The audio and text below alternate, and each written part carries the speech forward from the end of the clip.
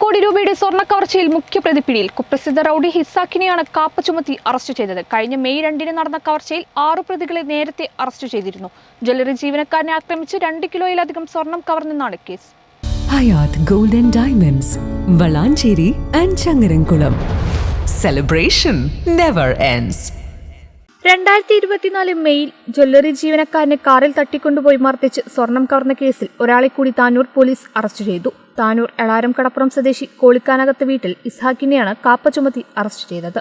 കേസിൽ ഇസ്ഹാക്കിന്റെ കൂട്ടുപ്രതികളായ 6 പേരെ നേരത്തെ പോലീസ് അറസ്റ്റ് ചെയ്തിരുന്നു. കവർച്ചയ്ക്ക് ശേഷം ഫോൺ ഓഫ് ചെയ്ത് ഒളിവിൽ പോയ ഇസ്ഹാക്കിനായി അന്വേഷണം തുടരുന്നതിനിടയിലാണ് ഇസ്ഹാക്ക് പിടിയിലായത്.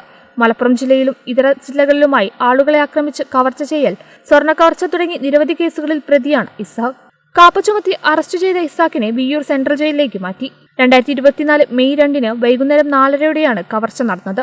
കോഴിക്കോട്ടെ ശുഭ് ഗോൾഡ് സ്ഥാപന ഉടമ പ്രവീൺ സിംഗ് രാജ്പുത് സ്ഥാപനത്തിലെ ജീവനക്കാരനായ മഹേന്ദ്ര സിംഗ് റാവുവിന്റെ കൈവശം ജ്വല്ലറികളിലേക്ക് കൊടുത്തയച്ച സ്വർണമാണ് കവർച്ച ചെയ്യപ്പെട്ടത്.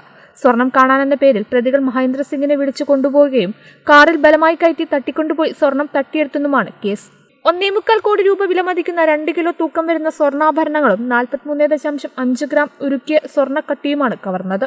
കേസിൽ പ്രതികളായ മുഹമ്മദ് റിഷാദ് എന്ന ബാപ്പൂട്ടി, മുഹമ്മദ് ഷാഫി, ഹാസിഫ്, റമീസ്, വിവേക്, നൌഫൽ എന്നിവരെ വൈകാതെ പാലക്കാട് വെച്ച് പിടികൂടി. പ്രതികൾ ഉപയോഗിച്ചിരുന്ന കാറും 90 ഗ്രാം സ്വർണവും പിടിച്ചെടുത്തിരുന്നു. Tanur DYSP Pramod, inspector Johny J Mattam, sub inspector Sujith എന്നാർ എന്നിവരുടെ നേതൃത്വത്തിലുള്ള പോലീസ് സംഘമാണ് പ്രതിയെ അറസ്റ്റ് ചെയ്തത്. കേരള വിഷൻ, താനൂർ.